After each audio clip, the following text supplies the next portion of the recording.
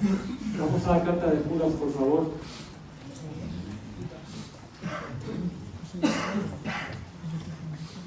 Leeremos un versículo que nos interesa, un dato que aparece ahí, el cual nos ayudará o nos dará pie a una palabra, un mensaje, una revelación de parte de Dios acerca de algo interesante. Libro de Judas, hasta el de Apocalipsis. Tiene un solo capítulo este libro, vamos a ver el versículo 6. Dice: y a los ángeles que no guardaron su dignidad, sino que abandonaron su propia morada, los ha guardado bajo oscuridad en prisiones eternas para el juicio del gran día. Vamos a orar para que Dios bendiga su palabra, para que Dios abra su entendimiento y nos revele su buena palabra. Amado Padre, queremos darte la gloria, Señor, porque es un privilegio poder oír tu palabra, poder saber que tú, siendo Dios, Señor, te inclinas a nosotros para hablarnos, para darnos tu buen consejo, Señor, y no solamente informarnos, sino también transformarnos mediante una obra poderosa de tu Espíritu Santo. Clamamos para que eso se dé, para que tu Espíritu haga esa labor, Señor, y que podamos salir de aquí renovados, edificados, tocados realmente por tu palabra poderosa. Gracias, a ti la gloria. Amén. Aquí habla la palabra de unos ángeles, ¿verdad? Que dice, no guardaron su dignidad, sino que abandonaron su lugar, abandonaron su propia morada, dice. Vamos a hablar de la dignidad, no de esos ángeles, no de esos seres espirituales que aparecen ahí. Vamos a hablar, vamos a ver hoy el tema de la dignidad nuestra, la dignidad que nosotros tenemos como hijos de Dios en Cristo. ¿Y qué hay que hacer respecto a eso? Esa dignidad que habla aquí de esos ángeles que la perdieron, que no la guardaron, que no se mantuvieron en su dignidad, tiene que ver con posición, tiene que ver con honor, tiene que ver con privilegio. Os leeré algunas versiones diferentes a la versión del 60 que lo explican de otra manera. Una versión habla de que no supieron conservar su alto rango, dice. Otra versión dice que no conservaron su señorío original. Otra versión dice que no supieron conservar su preeminencia. Otro dice de su debido puesto, no conservaron su debido puesto. Otro habla de su original estado. Y hay otra versión que dice el lugar de honor que Dios les había dado.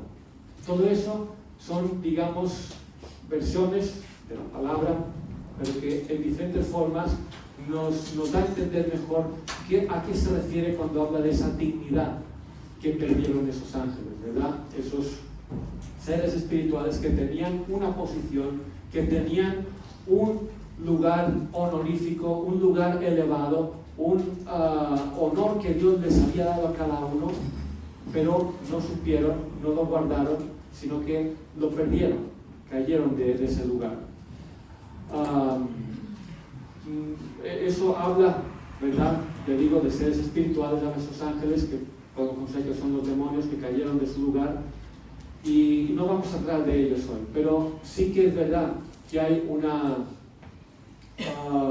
similitud, ¿verdad?, con lo que nos acontece a los seres humanos. Acordaos que el ser humano cayó en la misma tentación, ¿verdad?, en que el diablo, ese ser que cayó del lugar donde Dios lo había establecido, que era un lugar, se cree, de mucha prominencia, de mucho, digamos, privilegio. Se cree que después de Dios, Padre, Hijo y Espíritu Santo, quizá el ser más elevado en la creación de Dios era ese ser que, precisamente por estar en ese lugar de tanto privilegio, pues ahí se enalteció su corazón y de ahí cayó. Por tanto, después tienta al hombre a caer en lo mismo. Que el diablo que le propuso a la mujer, ¿verdad? Cuando la tienta para que coma ese fruto. Es que vais a ser como Dios. Es que vais sois maravillosas, una criatura perfecta, pero podría ser como Dios si adquiriese ese conocimiento, ¿no? Por tanto, esa dignidad que perdieron, de alguna forma el hombre también cayó, ¿verdad? De esa dignidad cuando finalmente el pecado entró en el hombre. Pero hay una diferencia. Para esos ángeles no hay restauración. La palabra no habla de ello en ningún lugar. Pero para los hombres sí que hay restauración de esa dignidad de la cual caímos. Dios nos restaura en Cristo al lugar honorífico, al lugar privilegiadísimo que tuvimos cuando Dios nos creó, cuando Dios creó al hombre, y que de ahí caímos por caer en esa tentación. Pero esa dignidad que nos somos restaurados, ¿verdad?, a ella, tampoco es la que vamos a centrarnos directamente hoy. Vamos a centrarnos en la dignidad que tenemos, en la posición que tenemos ahora mismo en esta vida, siendo ya hijos de Dios en Cristo. Esa restauración plena viene en un tiempo futuro, a ese lugar de donde caemos. Pero ahora tenemos ya una dosis, ¿verdad?, de restauración. Dios nos ha dado una dignidad ya en Cristo, y que debemos valorar, que debemos asumir, y debemos nosotros ocuparnos en ella para no perderla, para más bien potenciarla. Hay una palabra en el idioma español que es un sinónimo de dignidad. Yo estaba buscando el diccionario y encontré una palabra que la descubrí por primera vez. Yo no sabía que existía. No sé si alguno sabía que existía esta palabra en español. Es pundonor. Pundonor es un sinónimo de dignidad. Si la buscáis en la Real Academia Española lo vais a encontrar ahí. Y esa palabra significa sentimiento que impulsa a una persona a mantener su buena fama y a superarse. Y eso es de alguna forma lo que nosotros debemos buscar, debemos trabajar en ello.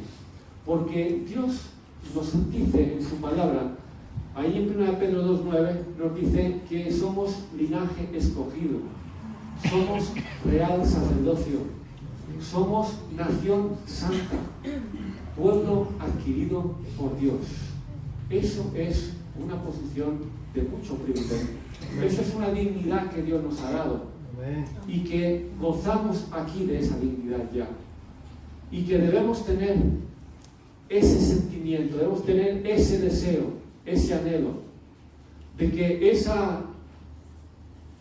ese lugar que tenemos en Cristo, esa posición, esa dignidad que Dios nos ha dado, debemos trabajar para conservarla, debemos trabajar para andar en ella y comportarnos conforme a eso que somos en Cristo. ¿Estamos de acuerdo? Le decimos amén a todo esto. Amén. Hemos introducido, nos hemos metido un poquito en el asunto y vamos a ver ahora en la palabra algunos ejemplos, algunas vivencias, especialmente un personaje muy conocido en la Biblia, que es el rey David, que este hombre tenía una posición, tenía, digamos, una dignidad, ¿verdad? Tenía un lugar privilegiado entre los hombres. Dios lo estableció, Dios lo puso como rey de Israel. Y David realmente fue el mejor rey que tuvo Israel. El mejor rey. Un rey que estaba, de alguna manera, expresando lo que sería el rey perfecto, ¿verdad? Que sería Jesucristo, quien vendría en la carne de su propio linaje y que espiritualmente pues había unas implicaciones ahí.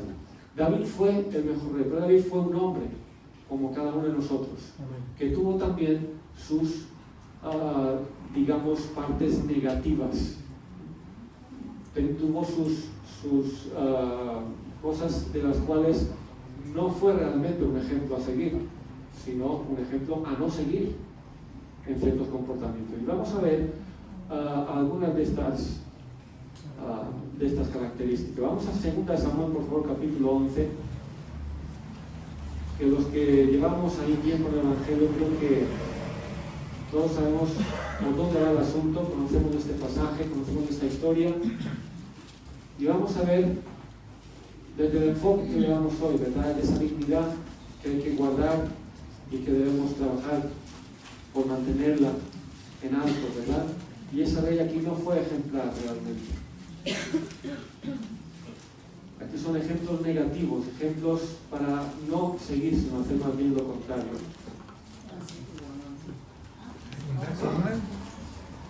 Segundo Samuel capítulo 11. Vamos a ver algunos versículos interesantes ahí. El primero sería el versículo 1, ¿verdad? Dice: aconteció en el año siguiente, en el tiempo que salen los reyes a la guerra, que David envió a Joab, y con él a sus siervos y a todo Israel, y destruyeron a los amonitas y sitiaron a Rabá. Pero David, ¿qué hizo? Se quedó en Jerusalén. David se quedó en Jerusalén. Aquí él no obró conforme a su condición de rey.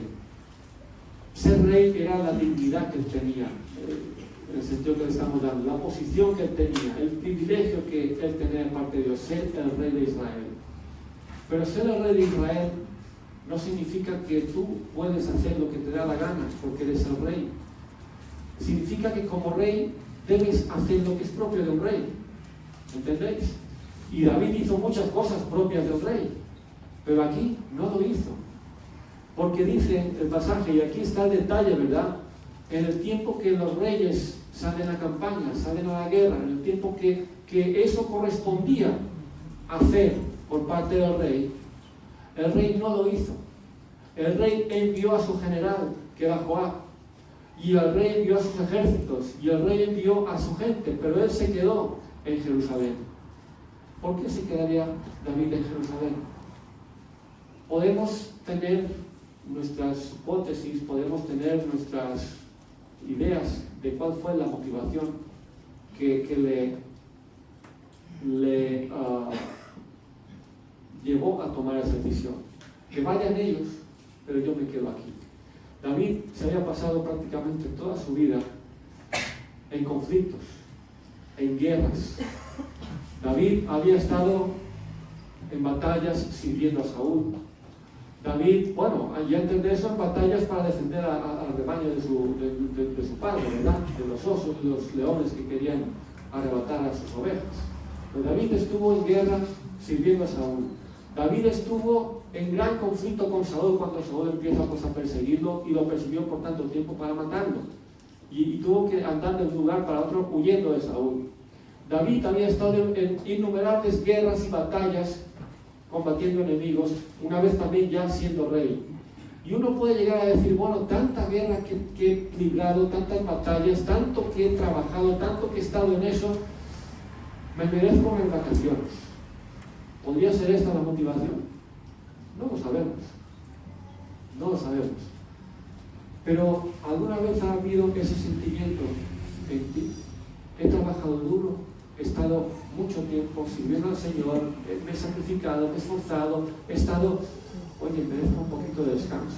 Esta vez que vayan ellos, esta vez que vayan otros, a pesar de que por mi dignidad, mi posición, quien yo soy en Cristo y mi lugar en el cuerpo de Cristo, sé que tendría que estar ahí, sé que me corresponde estar ahí, indiferentemente de si ya he estado en muchas cosas o en pocas, o si me he esforzado mucho o me he esforzado poco. A veces podemos tener ese tipo de sentimientos.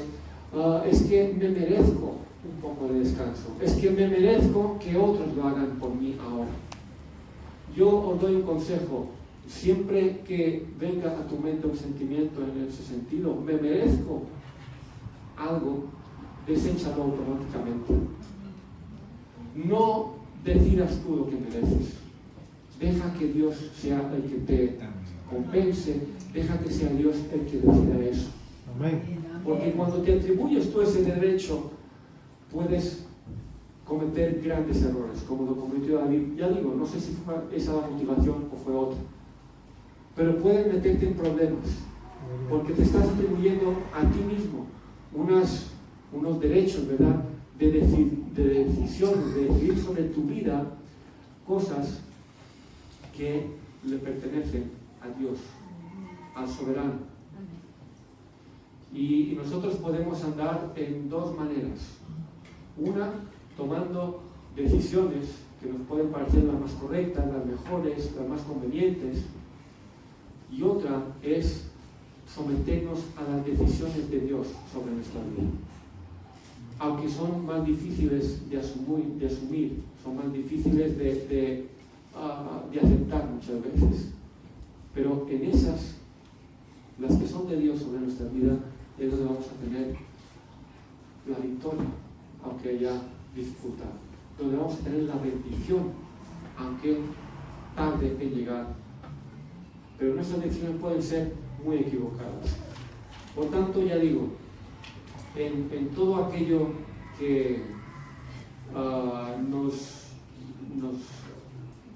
lleve, ¿verdad?, a relajarnos, ya es suficiente, ya basta para mí, ya que otros sean, pues cuidado con eso. Ya digo, y no que no haya momentos que tengamos que descansar, momentos que tengamos que relajarnos. No significa esto. Significa que tú tienes una posición, tú tienes una dignidad, tú eres alguien en Cristo. Y hay cosas como aquí hemos visto. En ese tiempo, ese rey no debía estar en palacio. En ese tiempo, ese rey debía estar en palacio. Había tiempo para estar en palacio también, pero ese no era el momento. Y tú debes saber cuál es el momento de trabajar duro, cuál es el momento de descansar, por quién tú eres en Cristo, por la posición, la dignidad que Dios te da. Amén. Jueces capítulo 7, versículos 4 al 7.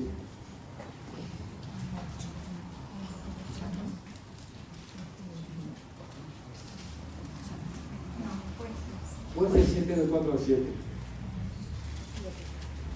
El ejército de Gedeón para luchar contra los madianitas, que también muchos creo que conocemos esta historia.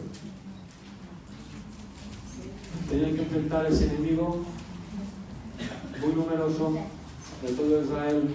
Muchos tenían miedo, y Dios lo primero que dijo fue: los que tengan miedo, que se vaya cada uno a su casa. No quiero gente con miedo en la guerra.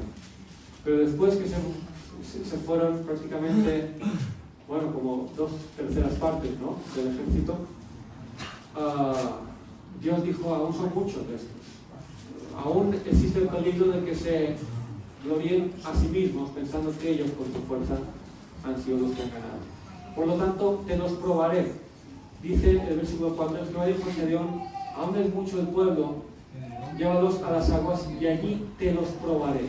Dios iba a probar los que realmente serían aptos para ir a esa guerra. Dice: y del que yo te diga, vaya contigo. Iré contigo, mas cualquiera que yo te diga, no vaya contigo, el tal no irá. Entonces lleva al pueblo a las aguas, y Jehová dijo a Gedeón: cualquiera que lamiere las aguas con su lengua como lame el perro, aquel pondrás aparte. Asimismo cualquiera que se doblare sobre sus rodillas para beber.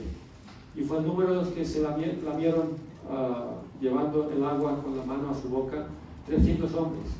Y todo el resto del pueblo se dobló sobre sus rodillas para beber las aguas.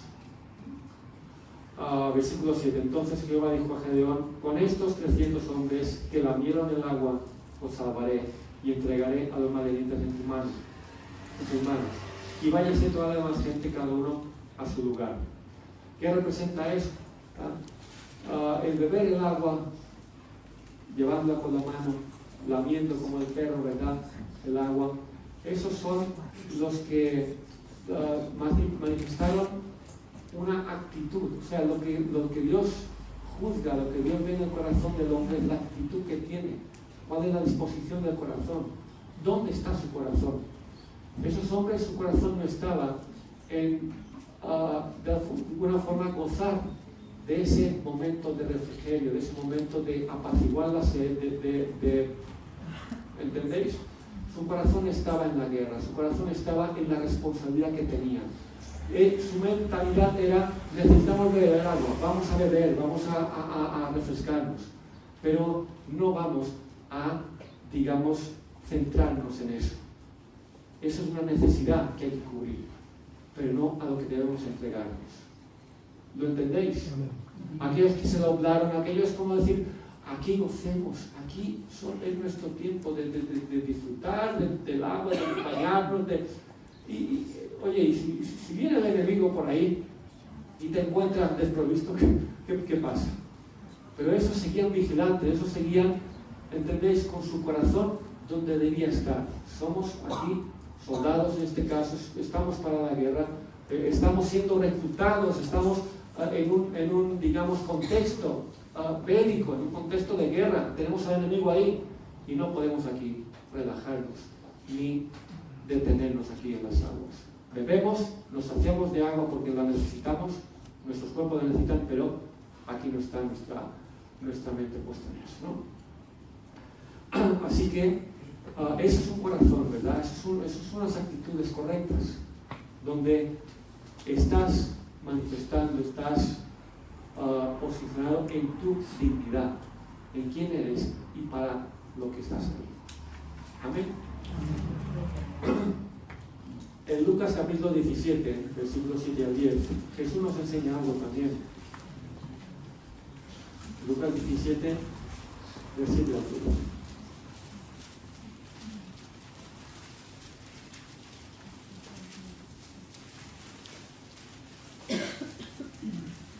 ¿Quién de vosotros, teniendo un siervo que ara o apacienta ganado, al volver del campo, luego le dice: pasa, siéntate a la mesa?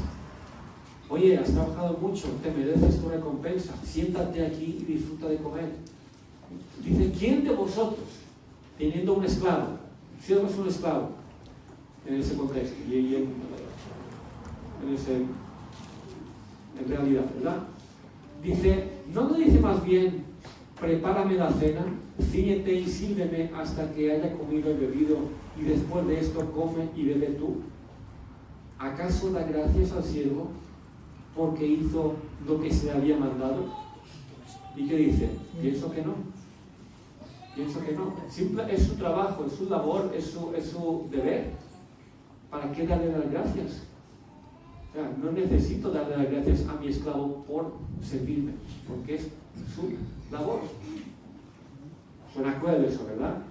Pero Jesús está poniendo un ejemplo de cosas que ocurrían ahí. Dice: así también vosotros, cuando hayáis hecho todo lo que se os ha ordenado, decid: me merezco mi premio, me merezco mis vacaciones. Eso decid: ya cumplí, Señor, ahora cumple tú.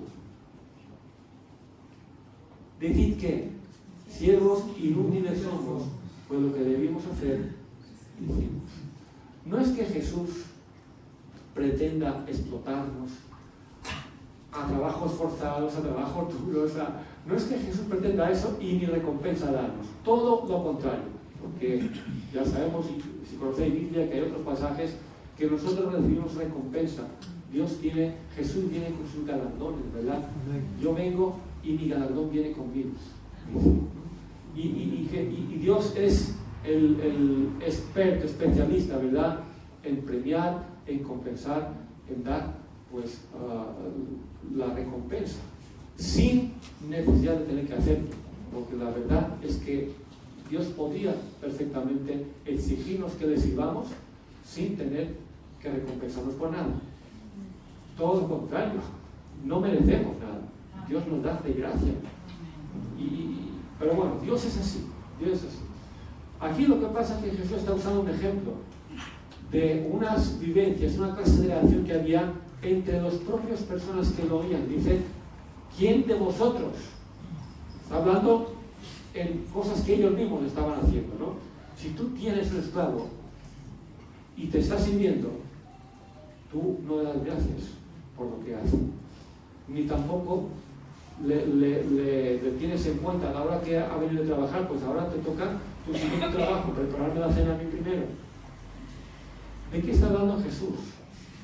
Está hablando de actitudes que debemos tener en nosotros. La actitud que debemos tener ante nuestro Padre, ante nuestro Dios, ante nuestro Señor, al servirle, al poner nuestra vida a su servicio, a su disposición, no debe ser una actitud que ponga como prioridad las recompensas que me va a dar o nada de esto. Debe ser una actitud de enaltecer a nuestro Señor y de darle la honra que Él merece y que Él le corresponde por quien Él es, y no centrarnos en nuestros, digamos, derechos o en nuestros privilegios que podíamos merecer por ello. La prioridad es la honra al Señor y no la honra que merecemos nosotros. Eso debe ser la actitud que haya en nuestro corazón. Por eso, cuando yo pienso que merezco algo, no pienses así. Quita ese pensamiento de ti. Quita el sentir de que yo merezco. Dios me tiene que compensar. Yo ya he hecho bastante. Deja que sea Dios el que sea esto. Hay en tu corazón, he trabajado, que sea, pero soy inútil todavía. No he llegado, no tengo todavía la medida cumplida. No para estar tampoco en una esclavitud, porque eso lo puedes tomar de una forma muy dañina también. Digo, no es que tengamos que estar siempre mal y nunca llego. No, es que debe haber la excelencia para Dios, pero centrándote en honrarle y no en que tú algún día. Ahora mismo, hermanos, no es tiempo de descanso para el cristiano. No es el tiempo ahora ni de descansar, ni de recibir reconocimientos, ni de recibir recompensas por nuestra labor. No es el tiempo ahora. El tiempo llegará. El tiempo está ahí, en la mano de Dios. El día que venga Cristo, la cosa cambia. Pero ahora mismo, el cristianismo está en guerra. El cristiano está en guerra. Y si no sabes esto, deberías saberlo. Y si no estás en la guerra, si no estás en la batalla, si no estás en el frente, si pretendes estar en el palacio gozando de tu bienestar, mientras tus hermanos están sí en la guerra, entonces estás atentando contra tu dignidad. Porque tu dignidad debes guardarla. La dignidad de un soldado es estar en la batalla cuando hay batalla. Su dignidad, quién es, su posición, hace que tenga que estar ahí, aunque no le guste en ocasiones. Pero si nos relajamos, pues entonces David se relajó ahí y creo que conocemos la historia, ¿no? Relajarse en las cosas de Dios puede ser muy peligroso. Nunca te relajes en las cosas de Dios. Nunca. Estemos siempre a lo que hay que estar. Ni tampoco codiciemos las recompensas antes del tiempo, ni codiciemos las recompensas conforme a esta vida. Dios nos dará momentos de refrigerio en esta vida, momentos de descanso, momentos de alguna manera aún de disfrutar de ciertas cosas que son temporales, que son de esta vida. Pero no nos centremos en ello. Nuestra recompensa no está en este mundo. Nuestra verdadera recompensa no está aquí, ni es conforme a lo que los hombres tienen por bendiciones. Es algo muchísimo más, infinitamente más elevado que eso. Amén. Hubo un hombre que codició,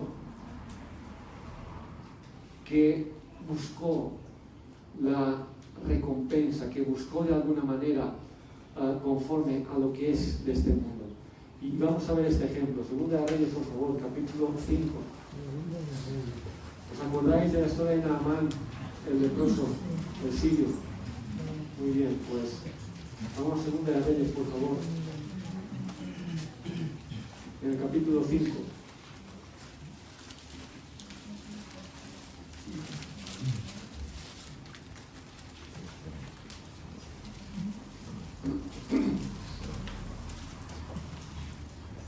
Naamán era el general del ejército sirio y él estaba leproso, tenía una enfermedad, o sea, lepra. Y una criada, una esclava que habían capturado de los hijos de Israel, pues le habló de que en su tierra, en Israel, había un profeta que le podía sanar. Y este hombre fue cargado de regalos, fue cargado de recompensas para que aquel profeta de Dios orase por él, le sanase y fuera libre de esa pena, ¿no? Y bueno, si conocéis la historia, si no, en casa la leéis. El caso es que el hombre fue sanado y el hombre le ofreció al profeta: ahora yo te doy aquí todo eso que traigo cargado, todos esos regalos, todo eso te lo doy. Pero en el versículo 15, ¿qué dice el profeta? Y volvió al varón de Dios, él y toda su compañía, y se puso delante de él y dijo: he aquí, ahora conozco que no hay Dios en Israel, en toda la tierra, sino en Israel. Te ruego que recibas algún presente de tu siervo. Mas él dijo: vive Jehová, en cuya presencia estoy, que no lo aceptaré. Y le insistía que aceptara alguna cosa, pero él no quiso. El profeta dijo: yo no voy a aceptar nada que tú me des. No estoy aquí por la recompensa, no voy a aceptar nada de eso, no correspondía. Pero, ¿qué pasó? ¿Qué pasó? Versículo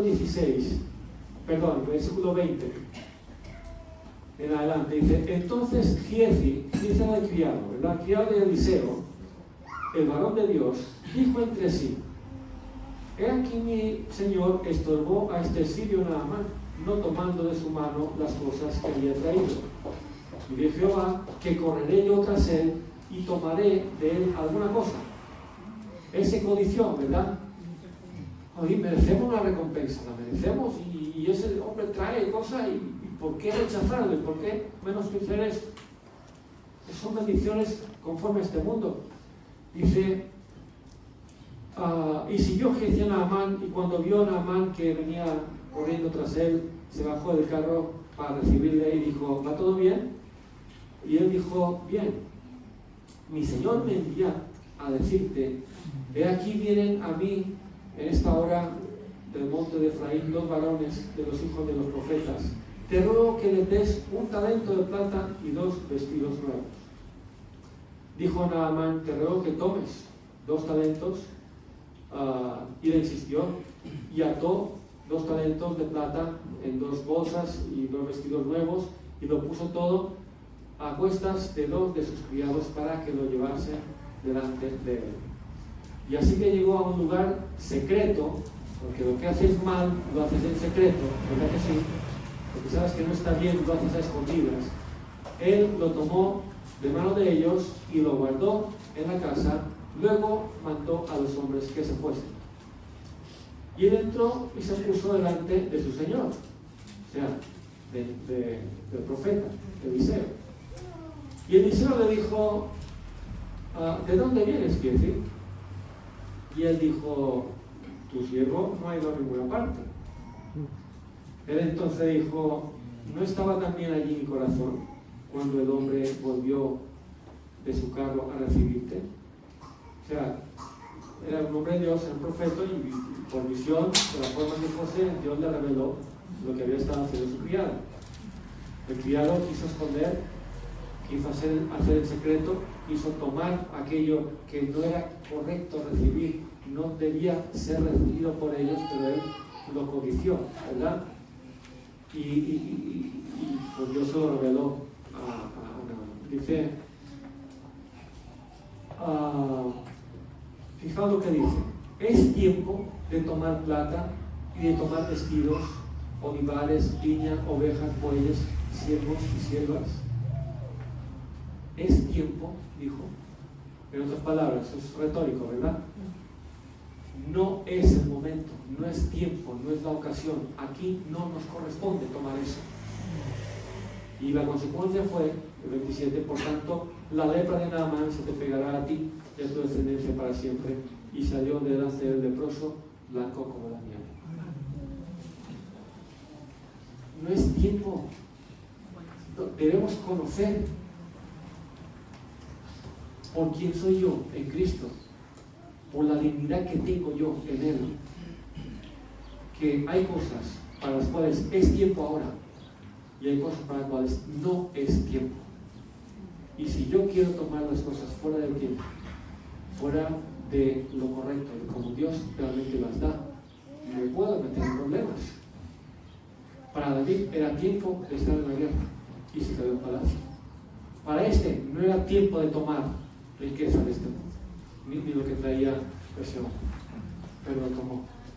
Tanto de uno como de otro tuvieron consecuencias, ellos y su descendencia, por su pecado. ¿Me entendéis? Ahora volvamos a nuestra historia ahí de David. Vayamos a 2 Samuel 11 otra vez. Porque David, si conocéis la historia, se quedó en palacio y de ahí pues vio a Betsabé, que estaba bañando, de ahí pues la tomó, tuvo relaciones con ella, esa era la mujer de Urías, de uno de sus soldados que estaba en la batalla, y quedó embarazada. Y se lo hizo saber, y David ahí inventó un plan para esconder, como aquel a escondidas y todas las cosas. David también quiso esconder su pecado. La cosa es que él maquinó, dijo, llamaré al marido que venga, que se acose con su esposa y todos crean que el hijo es suyo. Y ya está, resuelto el problema, ¿no? Eso era lo que pensó David. Dice el 6 hasta el 11. Entonces David envió a decir a Joab, envíame a Urías Eteo. Y Joab envió a Urías a David. Cuando Urías vino a él, David le preguntó por la salud de Joab y por la salud del pueblo y por el estado de la guerra. Después dijo David a Urías, desciende a tu casa y lava tus pies. Y saliendo Urías de la casa del rey, le fue enviado presente de la mesa real. Mas Urías durmió a la puerta de la casa del rey con todos los siervos de su señor y no descendió a su casa. Enviaron saber esto a David, diciendo, Urías no ha descendido a su casa. Y dijo David a Urías, ¿no has venido de camino? ¿Por qué pues no descendiste a tu casa?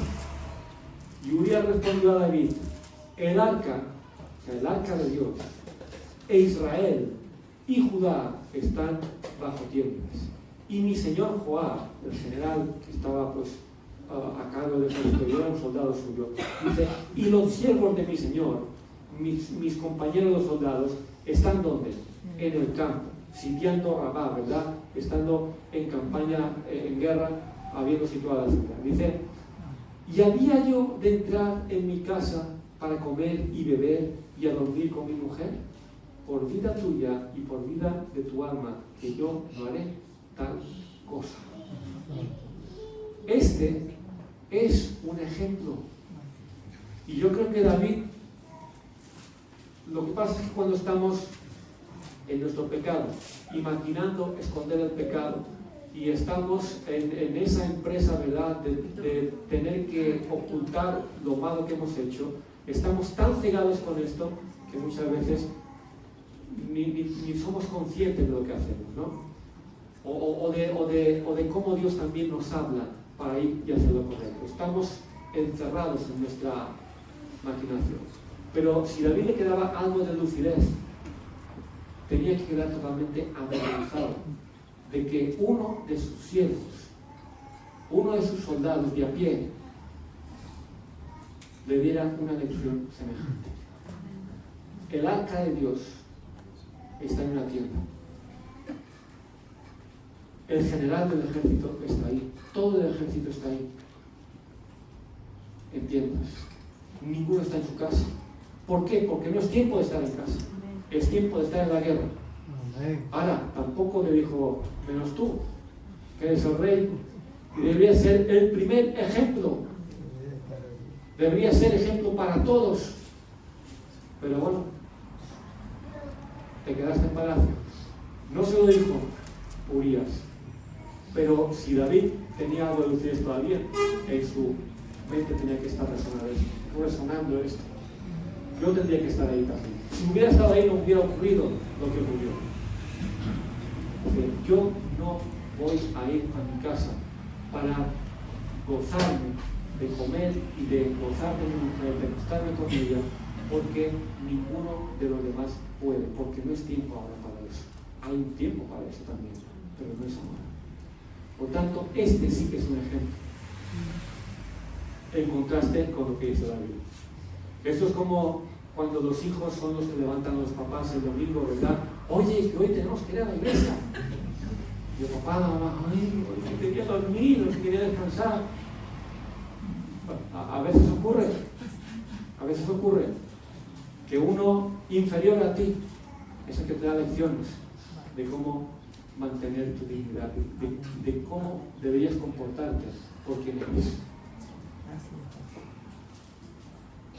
Ahora vamos al siguiente capítulo, el capítulo 12, y veamos que por ahí también.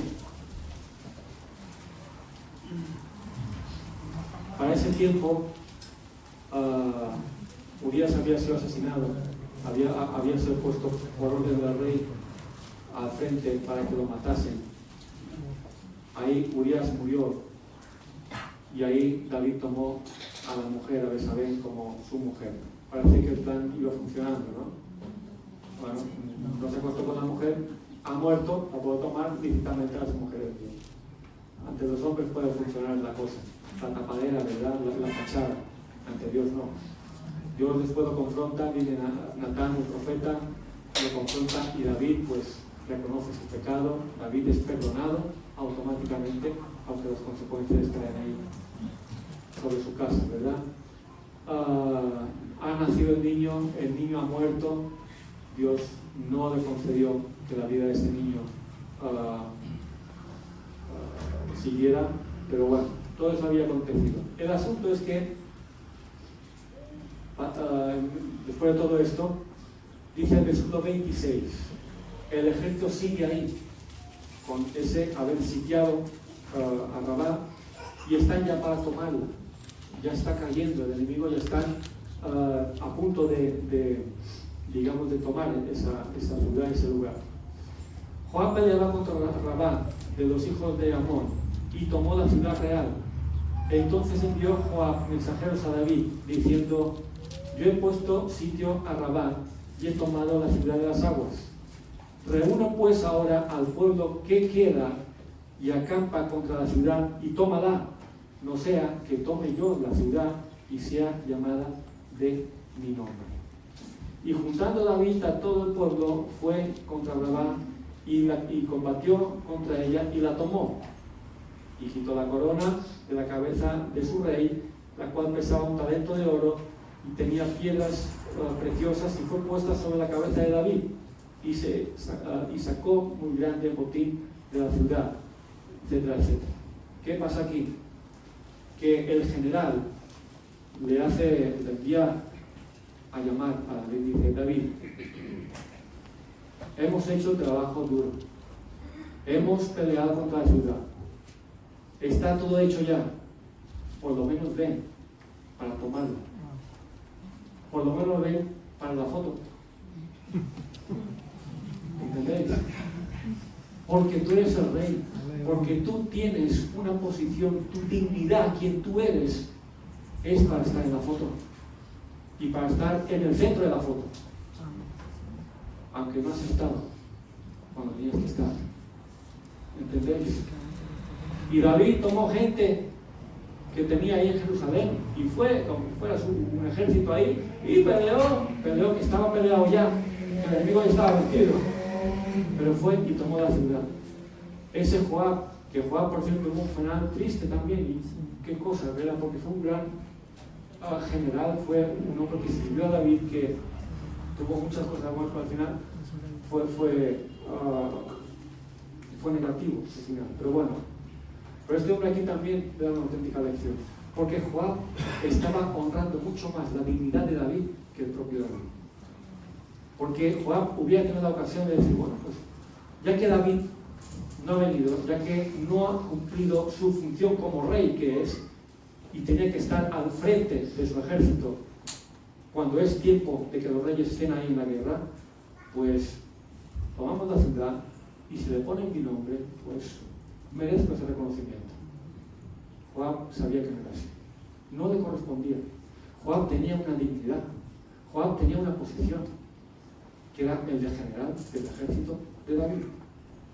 Pero Joab no tenía la dignidad del rey. No tenía la posición, el privilegio de ser el rey.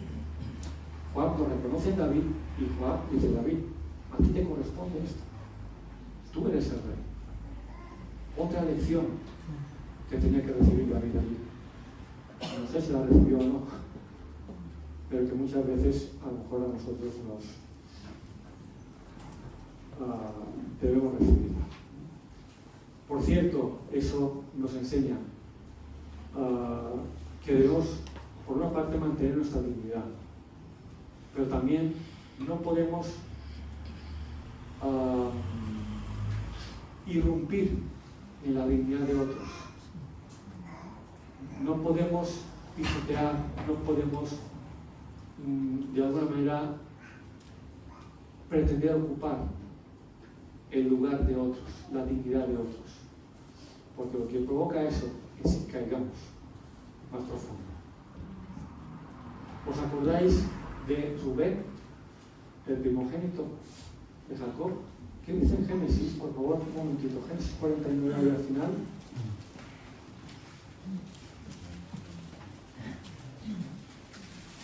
Génesis 49, donde Jacob profetiza sobre sus hijos.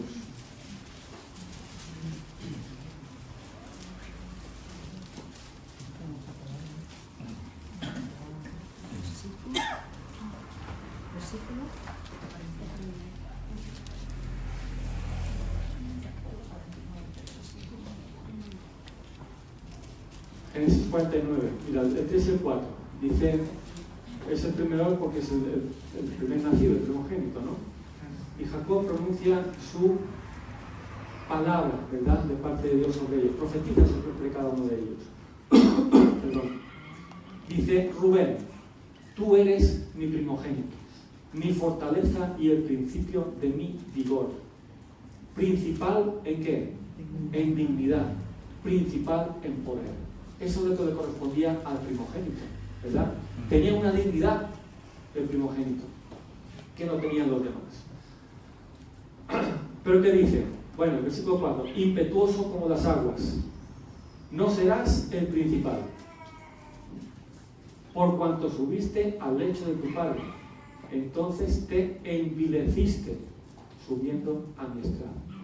La vileza es un antónimo, es lo contrario a la dignidad.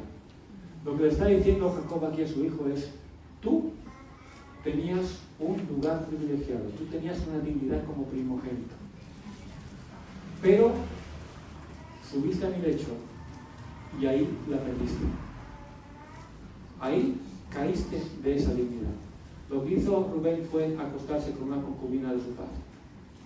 Y eso significa que él, digamos, subió al estrado, se puso en el lugar de su padre.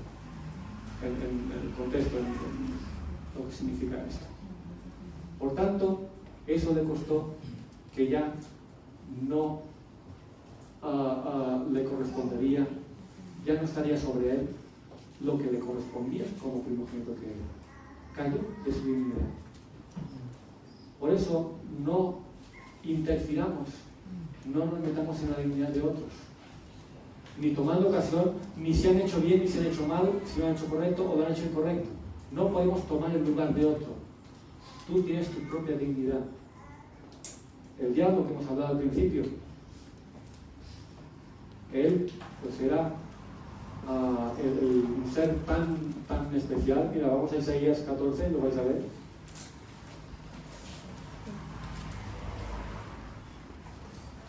Isaías 14.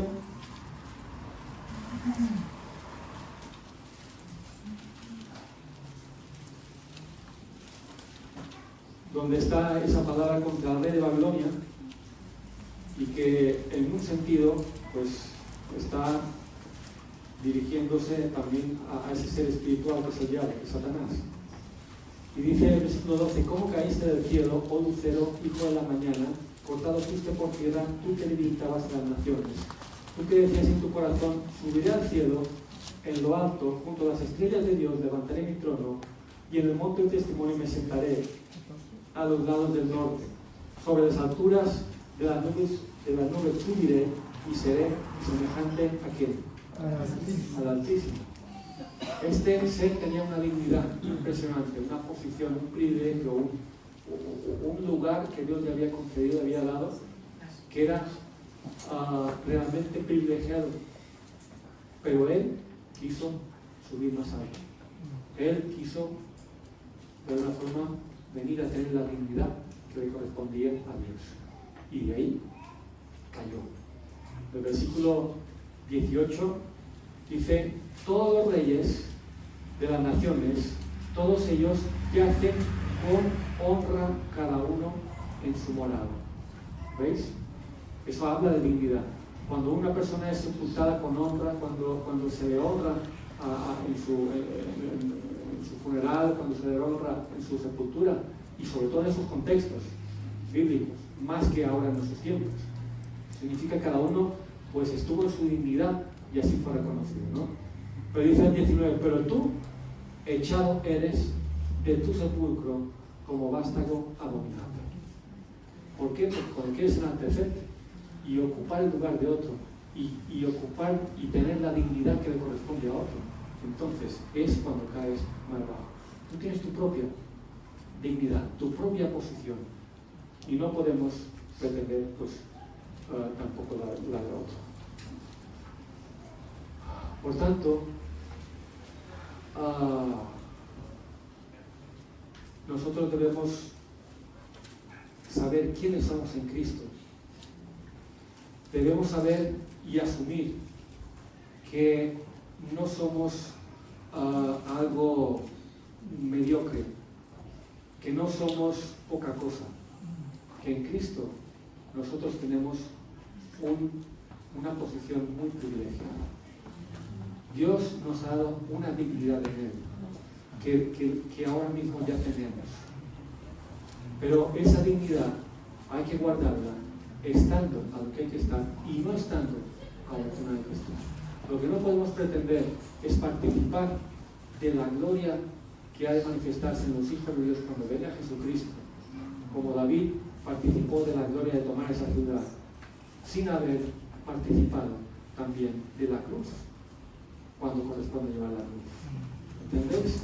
Ahora, por quienes somos en Cristo, nos corresponde llevar la cruz. Nos corresponde estar en la lucha, en la guerra, y estar a lo que Dios nos ha llamado.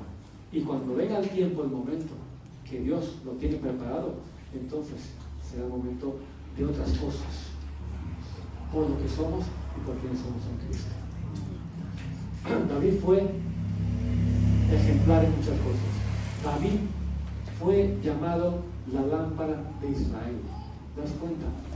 La lámpara de Israel. Cuando ya estaba viejito y ya vieron sus soldados que era peligroso que luchase contra los gigantes, contra enemigos poderosos, dijo: a partir de ahora tú ya te quedas atrás. Nosotros vamos a pelear. No sea que apagues la lámpara de Israel. No sea que mueras tú y se apague esa luz. Así fue llamado David, la lámpara de Israel. Y sin embargo ya veis como en ocasiones también no fue precisamente la luz, no fue precisamente el ejemplo que debió dar a todos los suyos.